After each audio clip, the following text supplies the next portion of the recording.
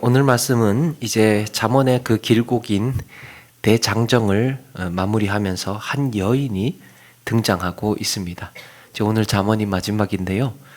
31장 1절에 보니까 르무엘 왕의 어머니는 르무엘 왕에게 이런 교훈을 하면서 이제 현숙한 여인을 어떻게 찾아서 얻겠느냐, 이런 현숙한 여인이 어디에 있겠느냐, 이런 여인을 꼭 찾아서 아내로 삼으라고 가르치고 있는 거죠. 그렇다면 이 여인의 삶이 어떻기에 왕의 어머니는 이 아들에게 이런 여인 찾으라고 하는 걸까?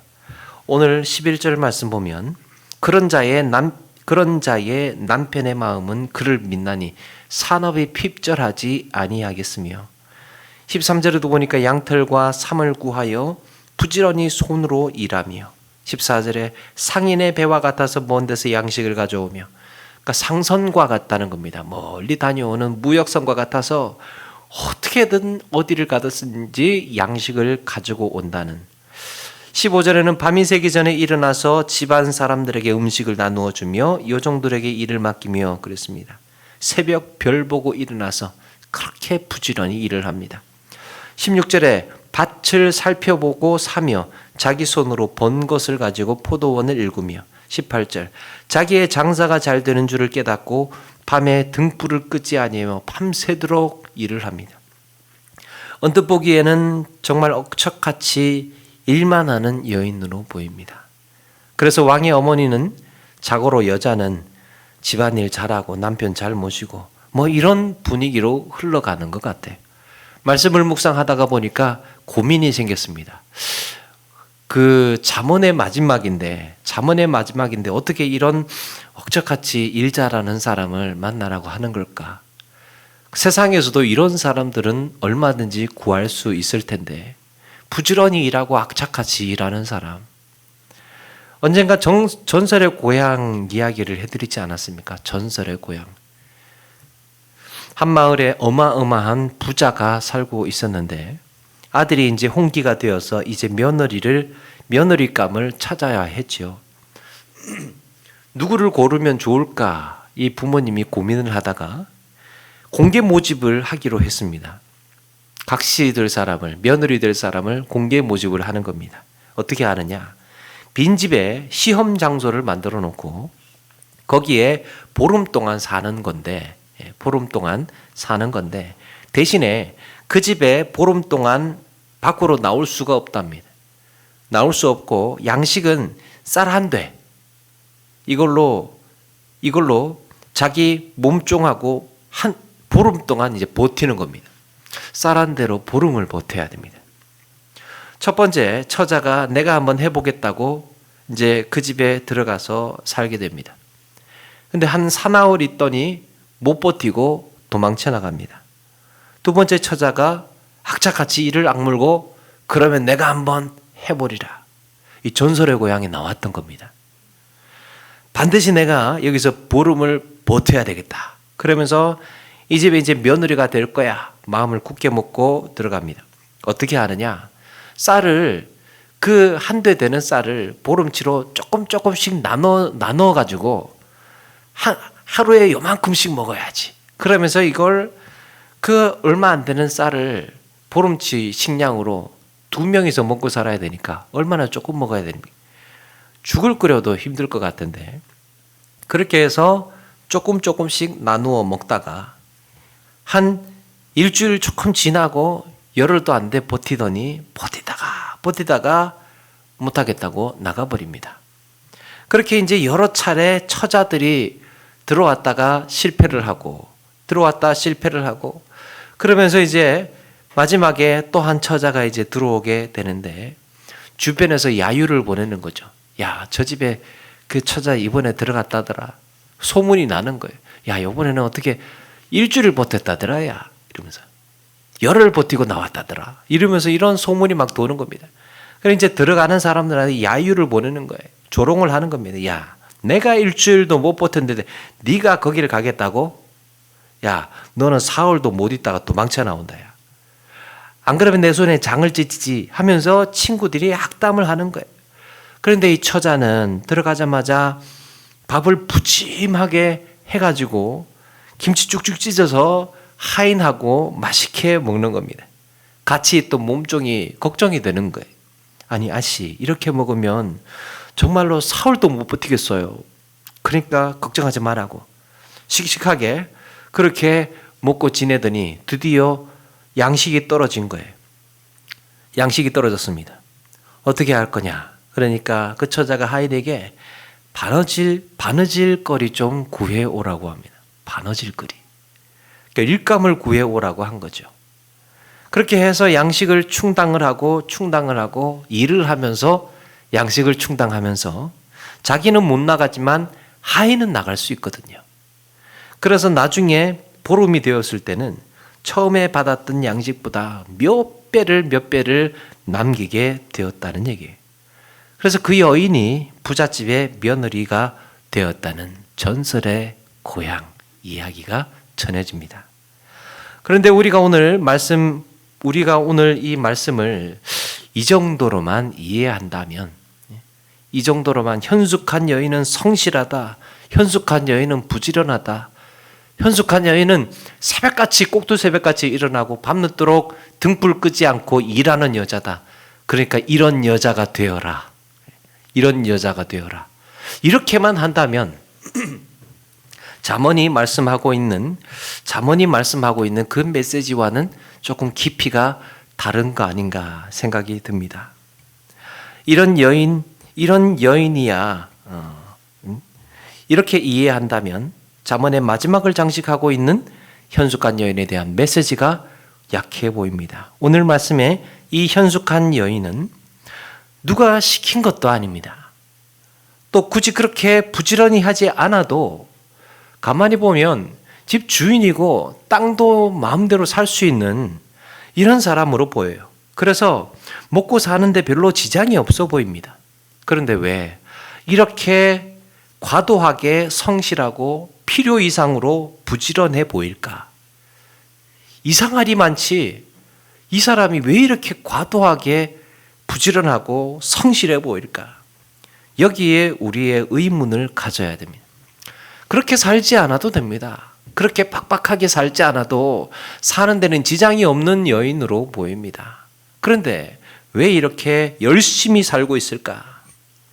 그 여인의 삶의 원리가 도대체 뭘까? 삶의 원리가 도대체 뭘까? 이 여인을 그렇게 열심으로 달리게 하는 그 동력이 무엇일까? 여기에 우리의 궁금증이 있어야 됩니다. 저렇게 왜 각별하게 성실해 보이는 걸까? 성경의 현숙한 여인의 모델이 되었던 인물이 또 한 사람이 있죠. 바로 룻기에 나오는 룻이라는 여인입니다. 룻은 모압 땅에서 남편 잃고 아들 잃은 나오미를 따라서 베들레헴으로 오게 됩니다. 먹고 살 길이 막막했던 나오미와 룻은 이삭 줍는 일부터 시작해서 아주 밑바닥에서부터 고생하면서 베들레헴에서 살게 됩니다. 그러다가 보아스를 만나면서 이 보아스가 나오미의 가문의 기업 물을 자가 되어주면서 모든 슬픔과 아픔과 고통과 시련이 지나가고 이제 기쁨으로 룻기가 그렇게 끝이 나게 됩니다. 여러분, 이 현숙한 여인 룻의 삶을 둘러싸고 있는 단 한 가지의 원리가 있어요. 현숙한 여인 룻의 삶을 둘러싸고 있는 한 가지 원리. 그것은 자격 없는 자에게 주어지는 은혜입니다. 헤세드. 룻은 시어머니를 따라서 베들레헴으로 오지 않고 그냥 모압 땅에서 새로운 삶을 시작해도 아무도 뭐라고 할 사람이 없었습니다. 그게 현실이었기 때문에 그럴 수밖에 없는 거예요. 누구라도 모압 땅에서 아직 창창한데 새로운 삶을 시작해야죠. 룻이 그럼에도 불구하고 나오미를 따라와 준 것은 은혜였습니다. 자기 밭에서 이삭을 줍게 한 것은 보아스가 룻에게 베푼 은혜였습니다. 보아스가 자기 기업이 아니라 나오미의 집에 기업을 룻과 결혼하면서 기업 물을 자가 되겠다고 한 것도 은혜였습니다. 이들의 모든 관계, 이들의 모든 관계는 은혜로 이루어져 있습니다. 그렇게 하지 않아도 되는데, 굳이 그렇게 하지 않아도 되는데 자격 없는 자에게 주신 이런 은혜를 닮아 있었던 거예요. 이 모든 관계며 이 사건들을 주관하시고 이들의 삶을 기쁨으로 인도하신 하나님의 은혜, 이게 룻기의 이야기지요. 이런 은혜 가운데 룻이 어떤 칭송을 받습니까? 룻기 4장 15절에 보니까 이는 내 영혼의 회복자며 내 노년의 복량자라. 곧 너를 사랑하며 7 아들보다 귀한 내 며느리가 낳은 자로다. 이 여인의 값어치가 얼마나 귀한지 7 아들보다 더 귀한 사람이랍니다. 이방 여인, 모른 채 해도 되고 무시해도 되고 깔봐도 되는 저 이방 여인, 베들레헴에 왔는데 얼마나 우습겠으며 얼마나 사람들의 비아냥과 조롱이 있었겠습니까? 그런데 결론이 어떻게 지어집니까? 내 생명의 회복자며 노년의 복량자라. 7 아들보다 더 귀한 딸이라고 칭송을 하고 있습니다. 이방 여인이었던 모압 여인이 어떻게 다윗의 조상이 되며 예수 그리스도의 육신의 조상이 되겠습니까? 룻의 삶을 휘감고 있는 이 하나님의 은혜, 이것이 룻을 더욱 열심히 살게 했고 더욱 성실하고 부지런히 살게 했던 것입니다. 그렇다면 오늘 말씀에 등장하는 현숙한 여인도 이런 맥락에서 생각해 볼 수 있지 않겠습니까? 그렇게 열심히 살지 않아도 되는데, 그렇게 답답한 것도 없는데, 보니까 하인도 있고 양식 걱정 안 해도 될 것 같은데, 그러고 보니까 오늘 30절 말씀에 이렇게 고백하고 있습니다. 고운 것도 거짓되고 아름다운 것도 헛되나 오직 여호와를 경외하는 여자는 칭찬을 받을 것이라. 다른 거 다 필요 없고 오직 여호와를 경외하는, 칭찬을 받을 것이라. 메시지 성경에 이렇게 번역을 했습니다. 매력이 사람을 현혹하고 아름다움은 금세 사라지지만 하나님을 경외하며 사는 여인은 칭송과 칭찬을 받는다. 이 여인이 현숙하다는 찬사를 받고 사람들에게 칭찬을 듣게 된 가장 결정적인 요인이 무엇입니까? 오직 여호와를 경외하는 여자라는 것입니다. 그가 이렇게 열심히 살고 부지런히 일을 하고 가족과 집안에 있는 사람들을 사랑으로 돌보고 섬기고 나누며 살았던 그 모든 삶의 근저에는 여호와 경외함이 있었던 것입니다. 하나님은 자신을 경외하는 자에게 은혜 베푸시는 줄로 믿습니다. 하나님을 경외하는 자에게 하나님께서는 은혜를 베푸셔요. 느헤미야 1장 12절에 우리가 잘 아는 말씀, 주여 구하오니 귀를 기울이사 종의 기도와 주의 이름을 경외하기를 기뻐하는 종들의 기도를 들으시고 오늘 종을 형통하게 하여 이 사람들 앞에서 은혜를 입게 하옵소서. 하나님을 경외하는 자를 기뻐하시지 않습니까? 제가 지금 은혜가 필요합니다. 그렇게 해서 느헤미야가 하나님의 은혜를 받게 됩니다. 여호와를 경외하고 있는 현숙한 여인은 이것을 알고 있었던 거예요. 삶의 모든 순간이 허투루 주어진 것이 아니라 모든 것이 하나님의 은혜라는 것을 알고 있었습니다. 내가 살아가고 있는 이 삶의 모든 순간순간들이 하나님의 은혜라는 것을 잊지 않고 있었습니다. 허송세월 보내기가 싫었고 내가 지금 이대로 주저앉아서 나태하게 느긋하게 있을 수가 없다. 그래서 삶은 게으르지 말아야 되며 진지해야 되며 내 가족과 주변을 돌아보는 안목을 가져야겠다 다짐했던 것입니다. 하나님을 경외하는 마음, 거기에서 오는 하나님의 은혜로 이 여인은 열심히 뛸 수 있는 동력을 얻게 된 것입니다. 그래서 여인은 더 열심히 살았던 것이고 나태하지 않고 누구보다도 더 부지런히 움직였던 것입니다. 세상에서 재물을 많이 얻기 위해서, 세상에서 사람들보다 더 높은 지위를 가지기 위해서, 이런 욕심에서 시작하는, 그래서 악착같이 이를 악물고 더 벌어야 돼, 남들보다 더 벌어야 돼. 이렇게 욕심을 부리면서 살았던 그 에너지와 하나님을 경외하는 가운데에 모든 것이 주어진 것이 하나님의 은혜라는 것을 알고 나에게 이 주어진 이 모든 것들을 소중히 여기고 있는 모습이 크게 차이를 보이고 있는 것이죠. 코넬 대학의 경제학 교수인 로버트 프랭크라는 분이 실력과 노력으로 성공했다는 당신에게라는 책을 쓴 적이 있습니다. 똑같이 최선을 다하고 똑같이 노력을 하고 성실히 일했는데 어떤 사람은 성공하고 어떤 사람은 그렇지 않은 이유가 무엇일까? 똑같이 일했는데 어떤 사람은 성공하고 어떤 사람은 성공하지 않고 이유가 뭘까 도대체?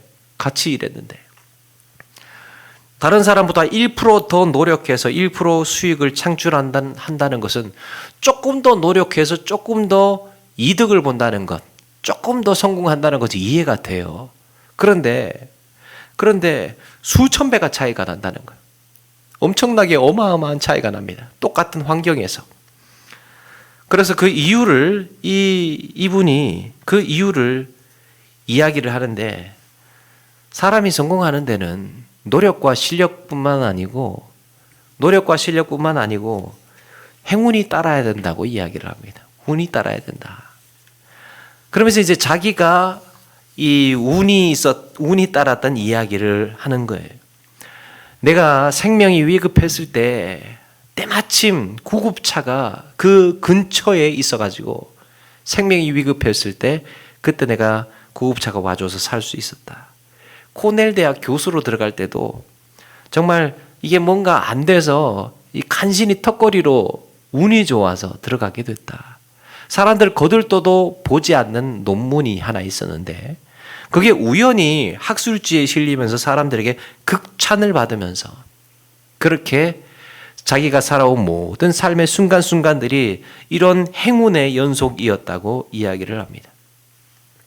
그러면서 중요한 이야기를 하나 하는데요.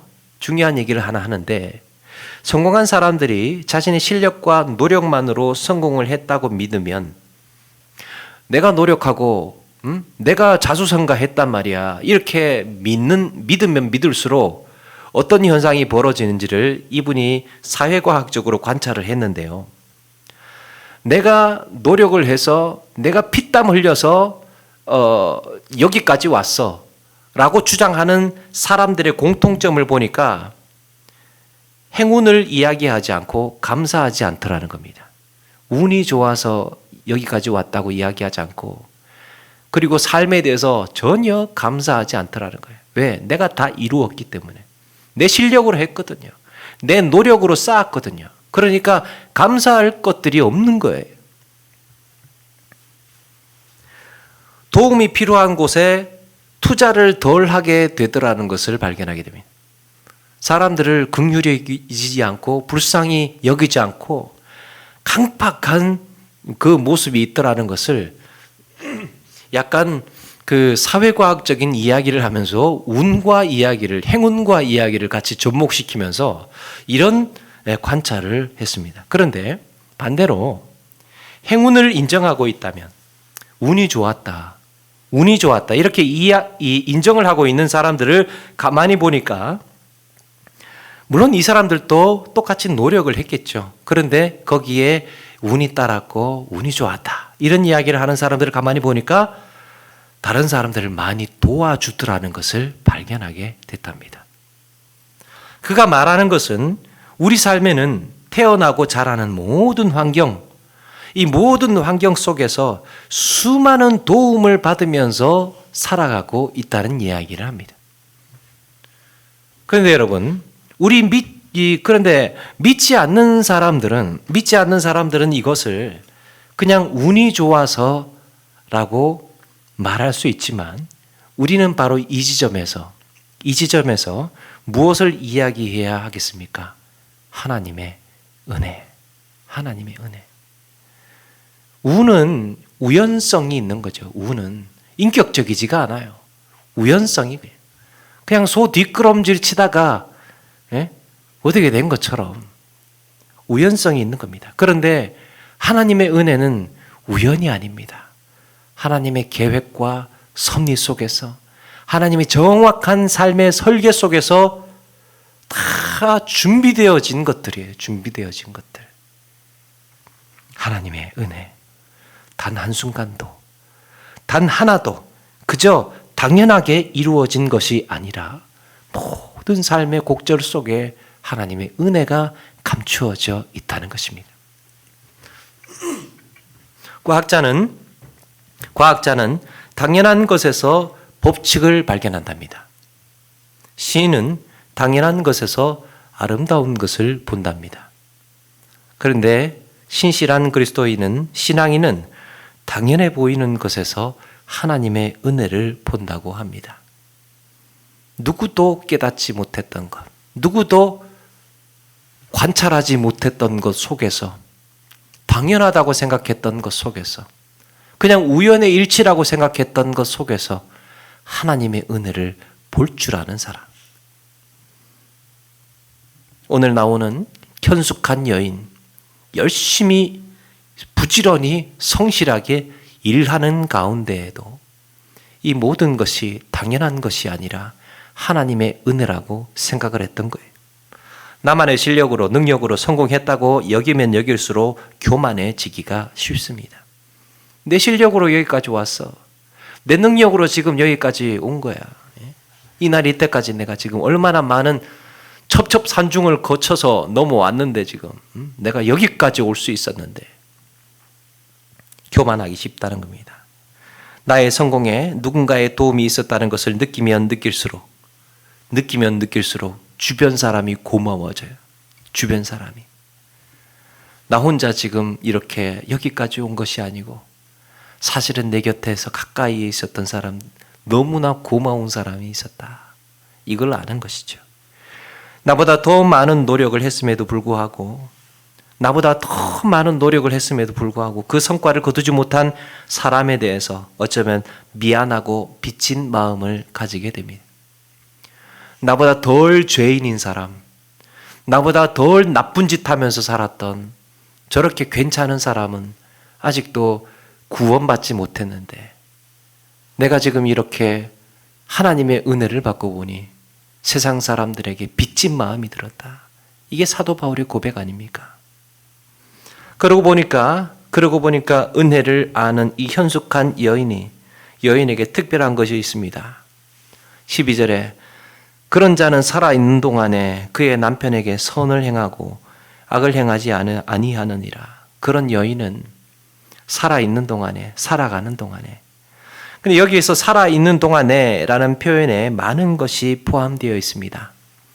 사람이 살다가 보면 어디 기쁜 날, 좋은 날만 있겠습니까? 굳은 날도 있고 속상한 날도 있고 짜증나는 일도, 마음 아픈 날도 있지요. 기쁘고 좋은 일에 선하게 반응하는 것은 누구나 할 수 있습니다. 기분 좋을 때는 뭔들 못해요. 그런데 이렇게 힘들고 어려운 날에도 낙심하지 않고 분노하지 않고 마음을 선하게 해서 반응하기란 쉽지가 않습니다. 그리고 이것은 단순히 남편에게만 그렇게 행하는 것이 아니라 가족들에게, 주변 사람들에게 그 영향력을 확장시켜 나갑니다. 예전에 한 목사님에게 이런 질문을 한 적이 있습니다. 하도 오래돼서 정확한 질문 내용이 기억이 나지를 않는데요. 대략 이런 거예요. 인격에 대한 내용인데 어떤 사람이 인격적인 사람입니까? 이런 질문이었던 것 같아요. 어떤 사람이 인격적인 사람입니까? 그러니까 한참을 고민하시더니 가까이에 있는 사람한테 인정받는 사람, 가까이 있는 사람에게 인정받는 사람, 인격적인 사람이라는 겁니다. 진짜 백이 사람, 가까이 있는 사람에게 칭찬 듣고 가까이에 있는 사람에게 존경받고. 참 저도 그런 사람이 되고 싶습니다. 자식들한테 존경받고 가족들한테 칭찬 듣고 당신 정말 내가 가까이 살아봐서 그러지 못해서 안타까울 뿐이긴 한데 하여튼 이렇게 가까이에 있는 사람에게 칭찬 듣는 사람. 오늘 현숙한 여인, 네 자식들한테 감사하다고 인사를 듣고 있고 남편에게 그렇게 칭찬을 듣고 있습니다. 고아원에 쌀 몇 푸대 갖다 주고 양농원 찾아서 라면 쌓고 사진 찍는 이런 일들은 누구나 할 수 있습니다. 그래서 착한 사람, 좋은 일 하는 사람, 이렇게 보도되고 알려지게 할 수 있어요. 그런데 내 가족에게 인정받기란 쉽지 않습니다. 내 가까이에 있는 친구에게 칭찬 듣기란 쉽지 않습니다. 이 여인이 남편에게 선을 행한다는 것, 가까이에 있는 사람의 상징물이, 가까이 있는 사람 중에 상징이죠. 이 남편. 이렇게 가까이 있는 사람에게 선을 행하고 인정받고 있는 겁니다. 또 15절에 보니까 밤이 새기 전에 일어나서 자기 집안 사람들의 음식을 나누어 주며 종들에게 일을 정하여 맡기며 그랬습니다. 정해진 원칙과 공평, 직무를 부여합니다. 여인은 스스로 부지런하고 성실할 뿐만 아니라 공평하고 공정하게 일을 분배하고 모든 일에 물 흐르듯이 지혜롭게 행동합니다. 그냥 막무가내로 그냥 무조건 열심히 일을 하는 것이 아니고 거기에 다 원리가 있고 체계가 있고 지혜가 있는 거예요. 20절에 곤고한 자에게 손을 펴며 궁핍한 자를 위하여 손을 내밀며 그랬습니다. 이렇게 악착같이 부지런히 살고 있는 이유가 내가 부자가 되고 다른 사람들에게 군림하기 위해서 일했던 것이 아님이 밝혀지고 있습니다.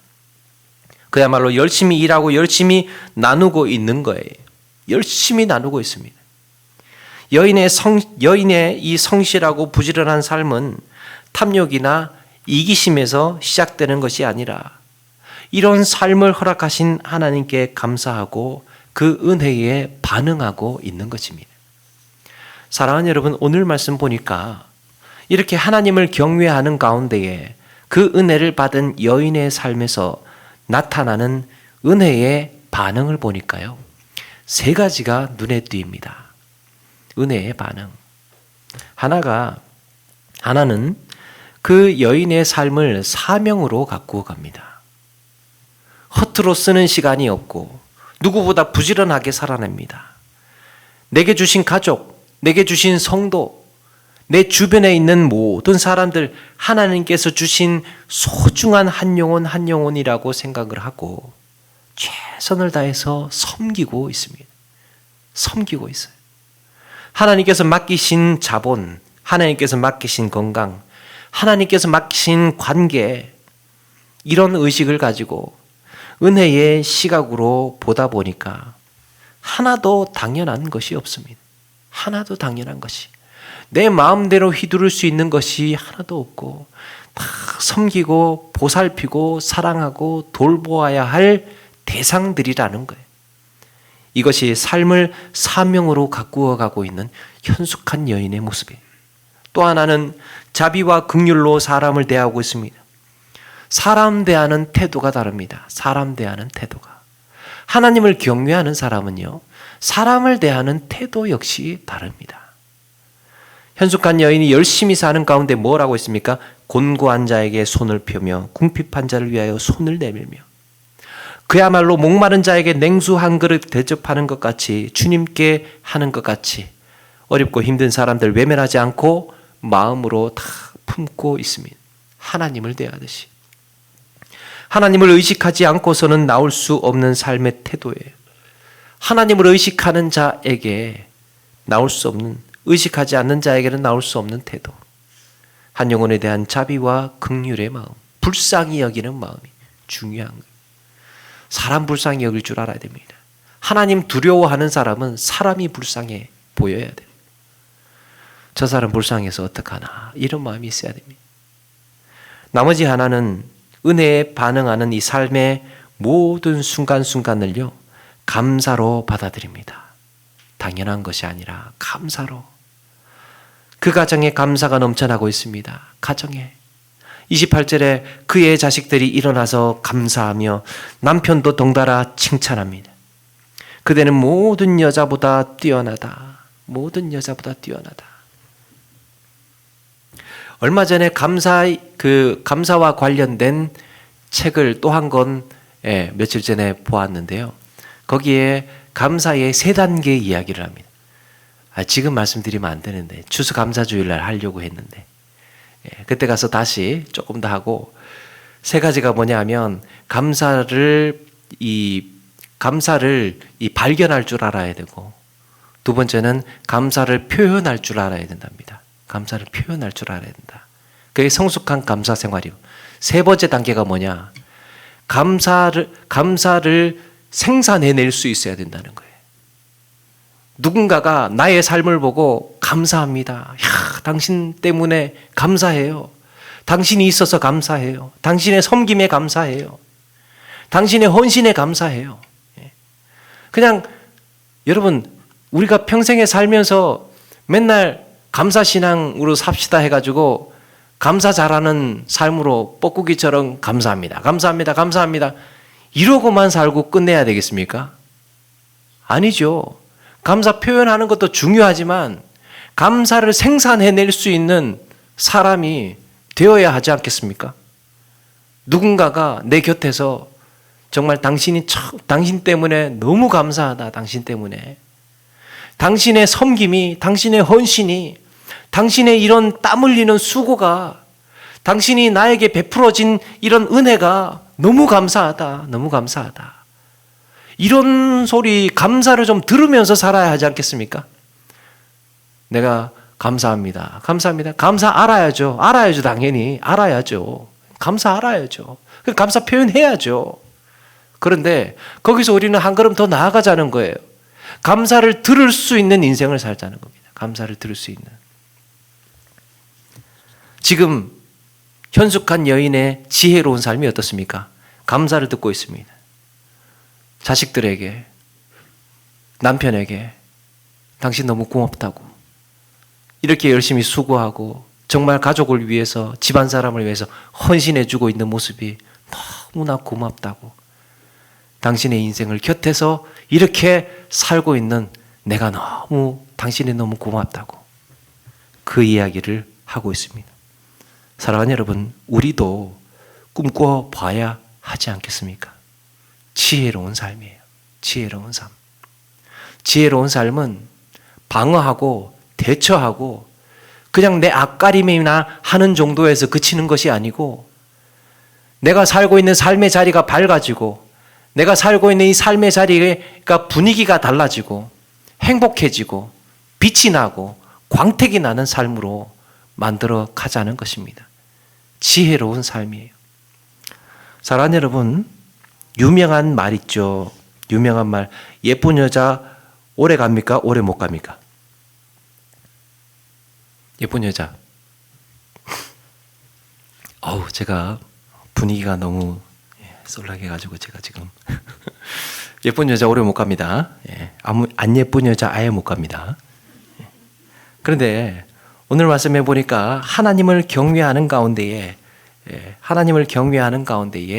자기에게 주어진 삶의 모든 것을 은혜로 알고 거기에 반응하며 사는 여인을 보니까, 거기에 은혜에 반응하는 삶을 보니까 우리는 하나님의 무한 은혜를 받았습니다. 하나님에게 엄청난 은혜를 받았습니다. 그 은혜를 아는 사람이 빚갚는 심정으로 내 삶의 자리에서 베풀고 섬기고 헌신하다 보니까 삶이 달라지더라는 거죠.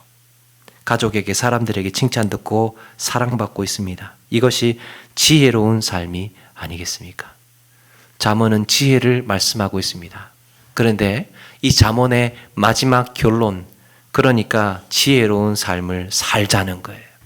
지혜로운 삶을 살자.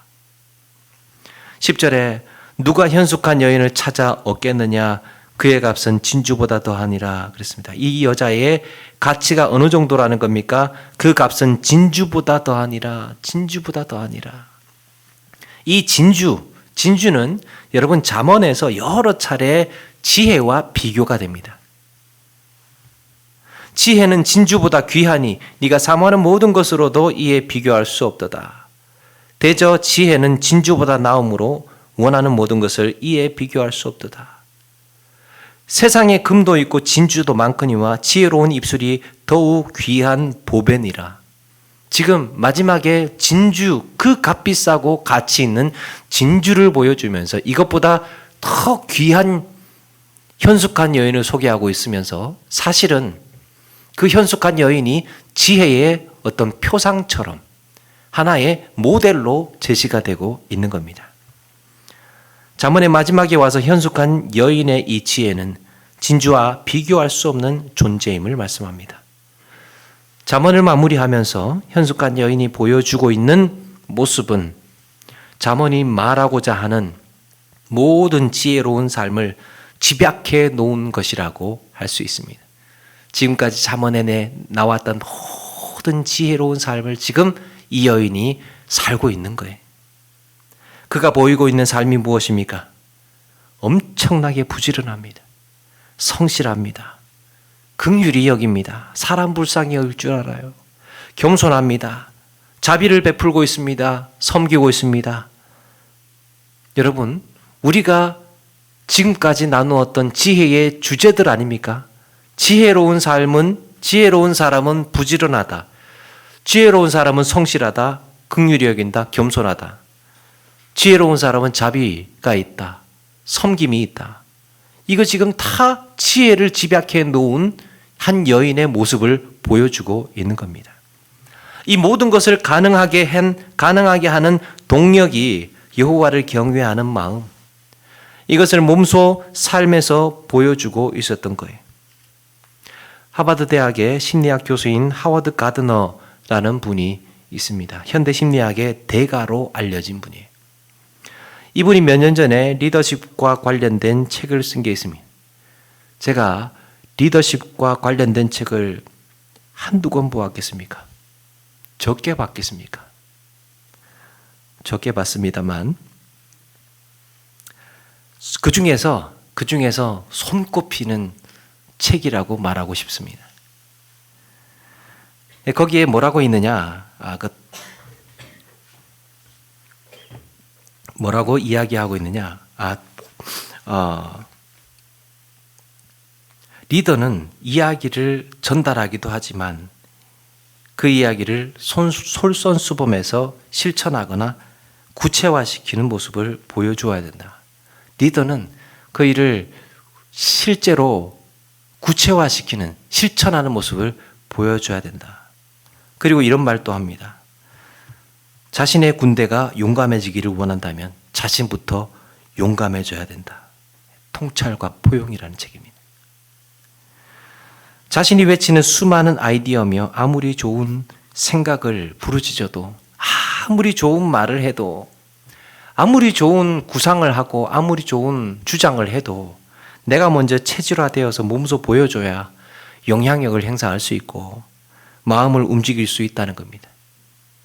사람들의 마음을 움직이려면 리더가 먼저 돌진해야 되고 먼저 체질화되어서 그것을 보여줘야 믿는다는 거죠. 여러분, 우리 그리스도인의 삶이 그렇지 않겠습니까? 아무리 여호와를 경외하는 마음을 갖고 있으면 무슨 소용이 있겠습니까? 아무리 우리가 마음으로 간절하게 여호와를 경외하는 마음이 있으면, 아무리 고백을 하면 무슨 소용이 있겠습니까? 하나님을 경외하는 가운데에 얻은 지혜를 실제 삶에서 증명해야 사람들이 믿는다는 거죠. 이것이 그리스도인의 영향력입니다. 영향력. 잠언을 마치면서 하나님을 경외하는 여인, 그 지혜로운 삶의 모델을 보면서 우리에게 주어진 시간, 주어진 건강, 주어진 모든 소유, 그리고 내 주변의 사람들 앞에서 하나님을 경외하는 자의 지혜가 실제로 쓰여야 그것이 힘이 있고 능력이라는 것입니다.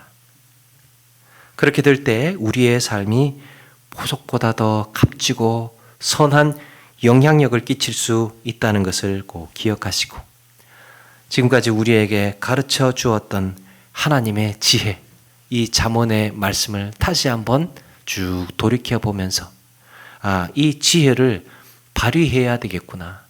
이 지혜를 내 삶에 실천해야 되겠구나. 이것이 내 삶의 몸의 체질이 되어서 체질이 되어서 내 삶으로 증명해야 되겠구나. 그래야 능력 있는 삶이고 힘 있는 삶이라는 것입니다. 그리스도인으로서 영향력을 끼치기 위해서 또 성도로서 선한 영향력을 끼치면서 많은 사람들에게 아름다운 그리스도의 향기를 보여주기 위해서 우리도 그렇게 살기로 다짐하고 결단하는 저와 여러분 되기를 주의 이름으로 축원합니다.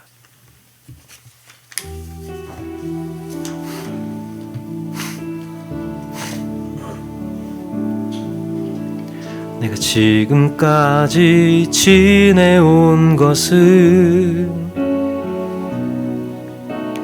주의 은혜라, 주의 은혜라. 지금까지 지내온 것은 내가 지금까지 지내온 것은 주의 은혜라, 주의 은혜라. 지금까지 지내온 것은 주의 은혜라, 주의 은혜라. 지금까지 지내온 것은